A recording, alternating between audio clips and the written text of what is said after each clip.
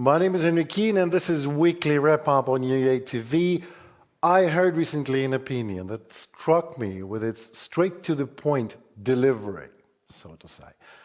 In case you did not know, America and Russia and Ukraine already signed back then an agreement according to which Ukraine gave away its nuclear arsenal in exchange for security guarantees. That's right. So today, the cost of giving up on its nuclear arsenal in exchange for security guarantees, Ukraine has to give territories to one guarantor and rare earth metals to the other. Just an opinion, just saying. So to discuss security guarantees and more, we decided to talk today with an expert, ex-security service of Ukraine officer and military analyst, Ivan Stupak. Ivan, hello. Hello, good to be with you. So how do you assess the current progress in shaping the security guarantees package for Ukraine? Well, let me add more specifics for you. So do you believe that the proposed measures, such as training, arms supply, and the possible deployment of multinational force are sufficient to ensure the end goal, Ukraine's long-term security? Okay, I got a question. Look, from my perspective, I totally don't believe in any international guarantees, in any signed treaties, especially with Russia and with any Western countries, because it's just a paper. It's just a paper, and sometimes it was for nothing. From my side, I really do believe in relocating on Ukrainian soil Western facilities, military facilities, producing Western weapons and different other defense systems on Ukrainian soil. From my side, it's the best guarantee for Ukraine. Its situation could be described in situation win-win. So from one side, it's very good for Ukraine, for Ukrainian people, for taxation. From other side, it's the best way for Western companies to gain more revenue producing some equipment on Ukrainian soil, because the labor cost is much cheaper comparing with any other Western countries. So it could be described in win-win, but it's the only one point. The rest is just a promise. That's all. Just words coming from mouths of some Western leaders. Yeah, exactly. I heard also the voices that saying, while Vladimir Putin is investing in missiles, we, collective West, and we're investing in speechwriters. I've heard that opinion also. But how do you ensure that we have these facilities on Ukrainian soil? What do we do? Recent hit in Mukachevo, flag strikes, but we can discuss that later. How do we ensure that you said military facilities, right? If I'm right. How do we put them on Ukrainian soil, you think? Okay, it could happen only after the war will come to the end. Right. Currently, right now, I think it's also possible, but with high risk. But on other hand, we could see, for example, the military company called Rheinmetall, and as far as I know, at least 2 facilities are working in Ukraine with any problems. Moreover, we've got the company origin come from Turkey. It's called Baykar, and of course it belongs to family of Turkish leader. And also this company works with any particular problems in Ukraine. So from one hand, it's also possible, but located right now. But from my side, after the signed peace agreement, it's more possible to relocate these companies, to deploy it in Ukraine, and they could work in an efficient way. Maybe some of the companies, some facilities could be located deep underground. It could be more guaranteed from any other circumstance or from Russia's side. Unexpected airstrike or ballistic missile strike, etc. Right. Okay, let's concentrate in my next question with the Russian stance on what's going on. So Russian stance on, let's call it peace talks. Russia insists on returning to format of the 2022 Istanbul Agreement. What does it mean for Ukraine? Sorry, I don't follow you. What kind of agreement did you So is mention? that security guarantees? Lavrov said that discussing anything else but the Istanbul agreement is just not worth it. What's the point of it? What do you mean? What he means? I mean, this, Okay, and what does it mean for from Ukraine? Russia I mean, we all know what is it, but look, it sounds very cynical in cynical way, but exactly. Russia would like to be one of the part who would like to guarantee Ukrainian peace. So it sounds extremely weird that the aggressor would like to be your peace guarantor. And they don't want to sign any peace agreement until their interest will be on paper or on the table. From my side, I do believe that Russia would like to play the game. They don't want really to sign any peace agreement until they've got some gains on the battlefield, until they've got normally working war machine.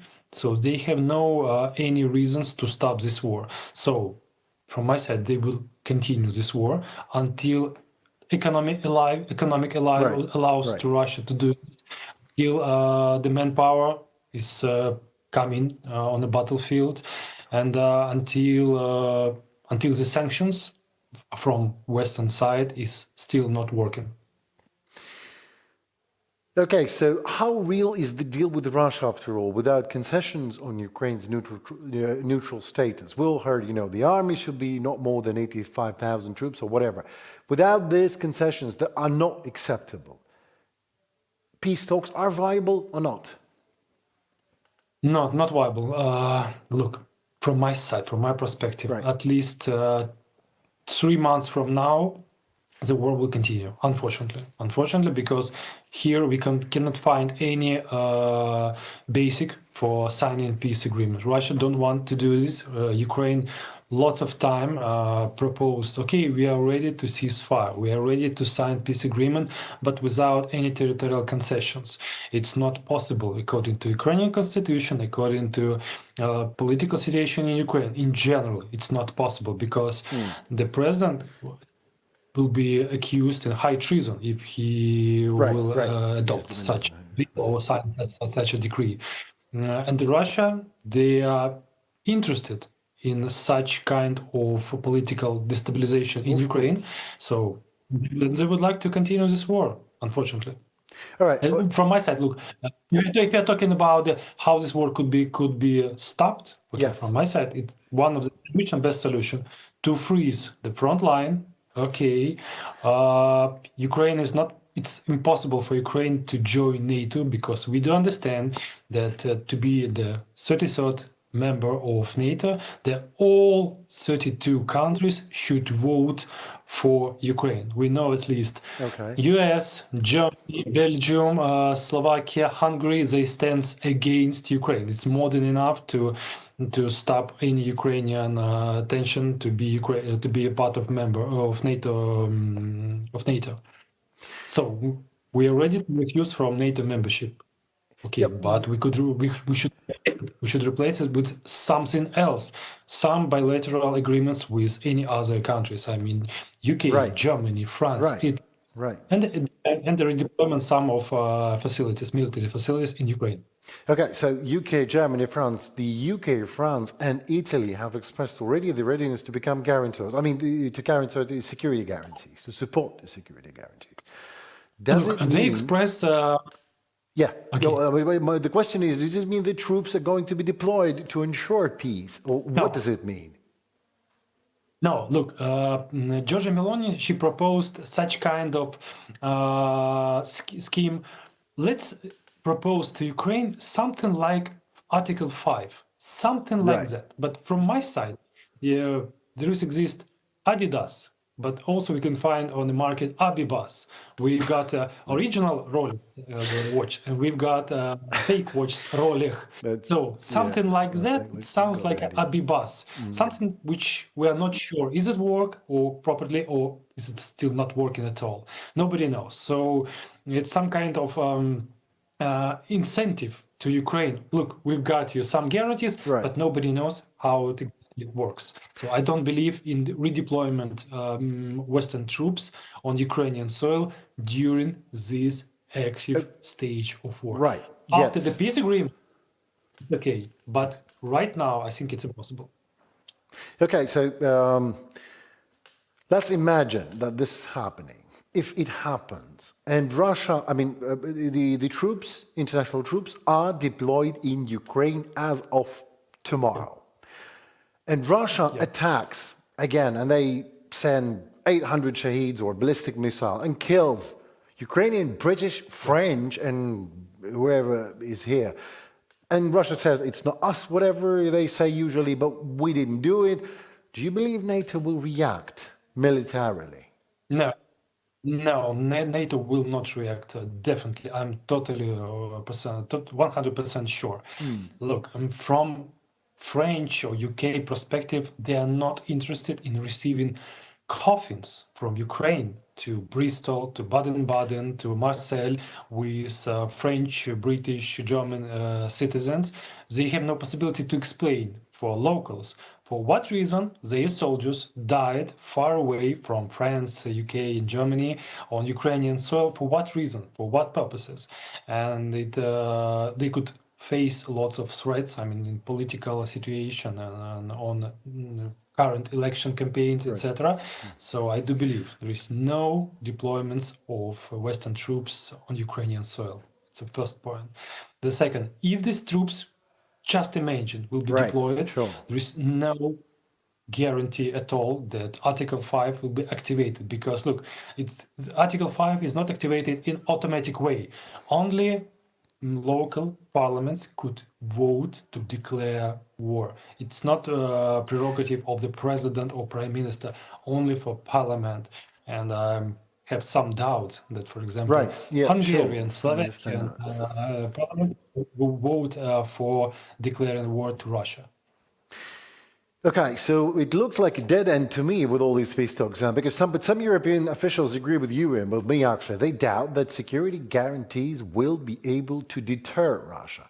Then what is able then at this moment? We understand the military facilities after a ceasefire can be deployed, and this seems to be a viable decision. But what is able to deter Russia forever? What now? How would you? Now I just changed my mind. Is there a chance that we can bring a ceasefire before the peace agreement, any kind of a peace agreement? Do you believe in this? Okay, it's a tricky question It is. from you. Look, uh, as usual, okay. One of the solutions could be military solution, of course. Transferring lots of Okay. munition, precise munition to Ukraine, especially long-range missiles, could change some situation or improve situation on a battlefield. But on the other hand, the Western countries, they do not have willing to send these missiles to Ukraine. For example, we are talking about Germany. They don't want to send Taurus missiles. Of course, they would like to share with Ukraine with some technologies, with some techniques, with some equipment in order to force Ukraine to produce its own domestic Great. ballistic or cruise missile. From my side, it sounds great. On the other hand, we should undermine Russia's abilities to gain revenues from selling crude oil, natural gas, gold, titanium, etc. on the global market. And it's also could undermine the possibility of waging this war. But unfortunately, without US, Europe is not able to do this very quick and efficient way. Well, with US, it doesn't seem it is happening either. I mean, the problem is with the absence of political will, but this is the a topic for a separate conversation for 3 or 4 hours or maybe even more. But let's talk about another player, a big player. What if China just stops observing what's going on and just steps in actively, shaping security guarantees for Ukraine in whatever way they can shape it? What happens to the process, do you think? Of course, China, it's a big player, it's a big country, it's a huge economy in the world, maybe second after United States, but some experts believe in some spheres, Chinese economy is number one on entire Earth. From my side, China could be this guarantor of stability in Ukraine. But as far as I know, lately Mr. Zelensky he refused to accept China to this peace to prepare a peace treaty to prepare these peace talks, and unfortunately I think from my side it's not so good, it was not so good step. We don't have to refuse from Chinese help. It's a huge economy, and it's a could be great neutral country. We have to do everything which possible to Ukraine, not to allow China to be the greatest ally of Russia Right. Federation. Ivan, do you believe it is possible to reach a consensus, any consensus, by the end of 2025? Currently, from now, from current point, it's Yeah, impossible. Unfortunately, right. I do understand. I bring in the bad news, but I don't like to wear It's the pink reality. glasses Okay. because we understand sometimes pink glasses they broke with a glass inside. Right.